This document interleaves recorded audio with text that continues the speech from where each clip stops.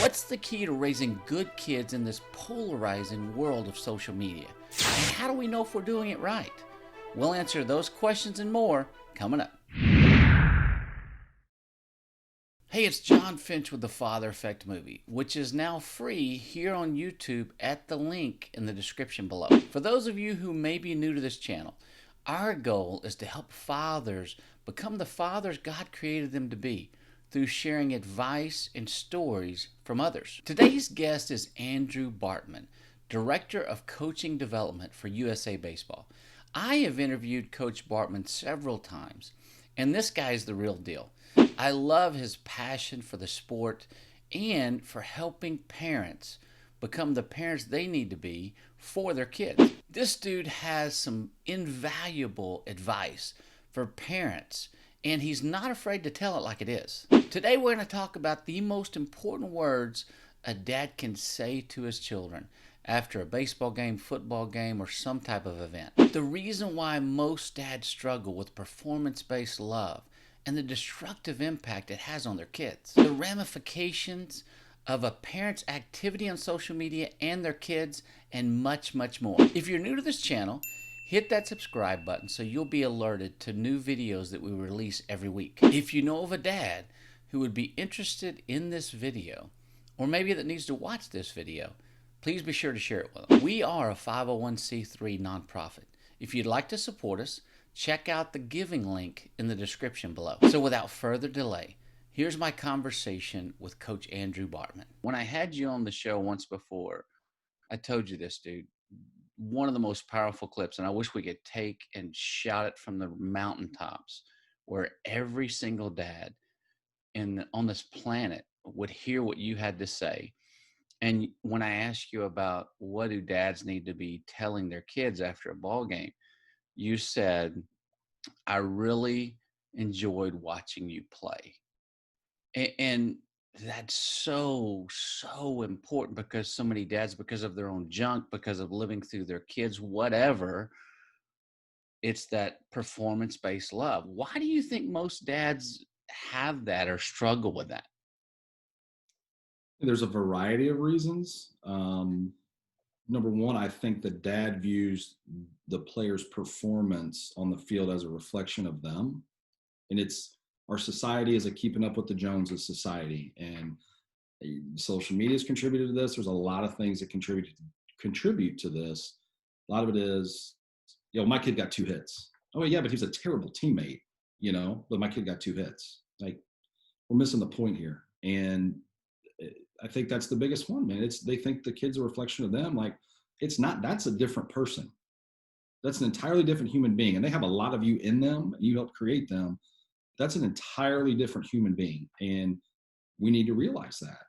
And I think people are so loopy right now in wanting to get their personal highlight reel out there. And that includes their kids' performances. And like your highlight reel, I don't ever see parents post about their kid picking up trash in the dugout after the game. And I don't ever see a post about how great a teammate they were and picking up their teammates if they weren't playing because they were on the bench. It's just all about status. It's all about status. And I've said this before in different talks at different places. There's a fine line between wanting to teach your child how to compete, right? And then suppose, quote unquote, being soft on them. You're not being soft on them if you are understanding of how they feel, how they talk, how they walk. It's okay. It's okay for them to show, I guess, not weakness, for them to show some wear and tear from adversity, because adversity is something we face in everyday life, and they're never going to not face adversity, right? And any quote from from Nick Saban, anybody you get, man, they want to talk about how much adversity they faced. The parents don't want them to face any adversity. The parents want them to, you know what I mean? First sign of adversity, well, we'll just change what we're doing, and we'll just get a different coach, and we'll just move school districts, and we'll do all this stuff. But man, it's status. The parents think it's status, and that if you're not bringing them their satisfaction so they can raise their social status based off of your performance, then they I guess think you're a failure, and it's sickening. It's really bad. Yeah, and in one of our conversations before too, you talked about just coaches getting so caught up in the wins and losses that they're not really building young men and women to be productive, people off the field, right? It's just all about the wins and losses. They're not teaching anything else like character and all the other stuff. It's the 4 for 40 rule, and there are some coaches out there that apply it. Have you heard of the 4 for 40 rule? No. As a high school coach, as a college coach, you get 4 years to prepare them for their next 40 years. And you should not be judged on their performance for 4 years. You should be judged on who they are 40 years from now. And are they a better person 40 years from now because they were in your program? The wins and losses is also due to parents, especially at the high school level, because if you're not winning, they want you fired. And they don't ask questions about what you do in the community. They don't ask questions about how you build them. They don't ask questions about anything except for the wins and losses, because that is something they can measure publicly. And there's a measuring stick for it. And there's a lot of really good coaches getting out of coaching because they just don't want to deal with it. They don't want to deal with it for a $2,000 stipend. You know what I mean? They do it because they love the game for the most part. They love the game. They love being around the kids. They love making an impact. But when the parents take that away, then it's a real problem. And if you're a parent that is driving a coach out of your community and uprooting their family because you didn't win 4 more baseball games or 2 more football games, and you never once asked what that coach has meant to their players, then you are a problem. Sorry for calling you out, but you are a problem if that has happened. No, dude, and I love it. I think parents need to be called out. My oldest played ball growing up and was in basketball, and I saw she's been out of high school now for 4 or 5 years, but what I saw even then, just the dads walking away from kids as soon as they got through with the ball game, just ticked.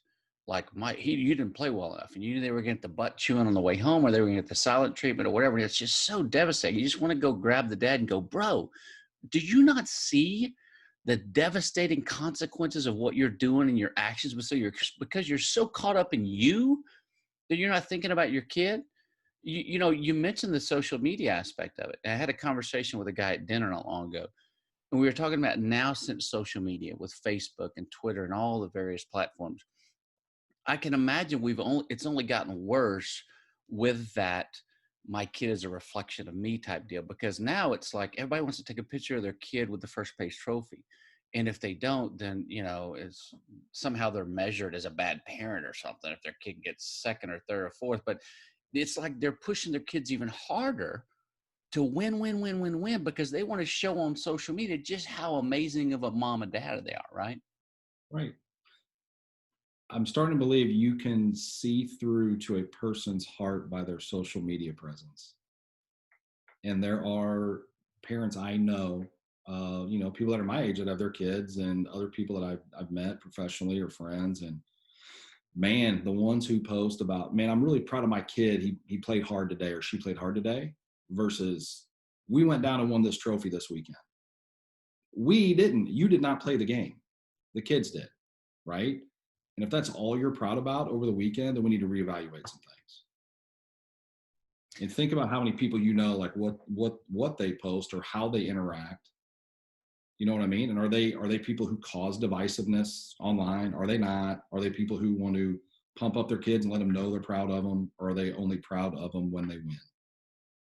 And I think you can find a way to be proud of your kid every single day. Do you think dads and moms are really aware of the things that they don't do on social media and the impact, that the trickle down effect, if you would, it has on their kids? Because their kids are paying attention too, or they're hearing it from other kids. And, hey, did you see what your dad posted, or your mom posted, or whatever?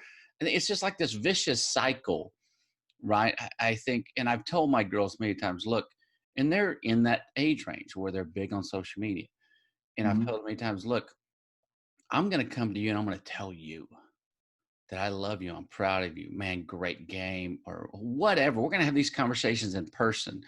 I'm not the guy that's going to be out there just going nuts and promoting every single little win and victory you have on social media. That's not what I'm about. I'm about fathering you personally. And we're going to have this, one-to-one conversation more so than the social media piece. But it seems like a lot of fathers and mothers are doing that part of it online instead of probably in person.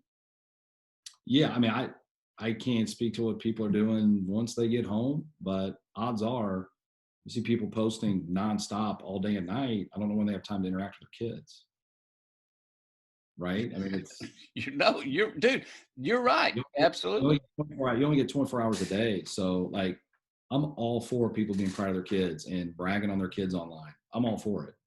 I do think that I do think to your question that people are not aware of the trickle down effect that it has. And I think kids are smart and they're going to see, well, Billy's dad or mom posted about like how great he did at this. And, my parents didn't post anything. They don't post anything unless I do good. Right. So I guess the parents' argument could be like they're trying to get their kid, to be better, but I just don't see it, man. I don't see your kid. Your kids are different. You're not talking about South Carolina football and calling out the coach that you've never met in person. You have no idea who he is, right? I know a lot of people that do that, and I'm like, all the time you spend doing that, man, do something constructive. And if you're spending all your time doing that, your kid's going to think that it's okay to just sling mud all day online, right? It's a learned behavior. If they watch you cut the grass and they watch you make dinner and they watch you do all these things and they're observing it, you feel like you're passing stuff down to them. Well, what you do online, you're passing that down to them too, and how you interact with people, you're passing that to them, and how you deal with adversity, you're passing that down to them as well. It's not just the good stuff. People just want to think about the good stuff, but you got to do a whole person evaluation of how you are as a parent. Yeah, brother, I love it. I think so many of us, and I'm included. I mean, I'm a pretty wounded, messed up, jacked up dude, so I got my own stuff and my own issues. But We I all think are. it, We all are, brother. We all are. yeah, absolutely. But I think if we start to pay more attention to the social media aspect, because I think even as adults, we get so caught up in this polarized, even the political climate that we're in, and just everything about social media. There's so much of it that's bad that I don't think most adults are paying attention to in the Did you watch the way. documentary? Did you watch the Netflix thing? Oh, you're Oh boy. talking about the social dilemma. Yeah. Oh boy. I Oh did. boy. Eye opening for the Bartman house. I'll tell you that. It was. It really was, man. It's the thing that really struck me during that was the girl. Maybe because I have a 7-year-old that's going to start getting into that age range where she's going to get a phone. Not now, I mean, of course, but like soon. Like posting a picture and getting no likes, and then changing her appearance to like get the likes. And I was like, daggers. You know what I mean? I was like, oh my goodness, is that really how it is? You know, like boom, eyes wide open. What are we doing? What am I doing? It was sad, and it was eye opening to say the least. Hey, before you go, be sure to check out some of the other interviews I've done for the Father Effect show at the link in the description. There have been some fascinating guests with amazing insights and advice for dads. Remember, your life is your legacy, and what you do and say every day is impacting your family and generations to come. See you next time on the Father Effect Show.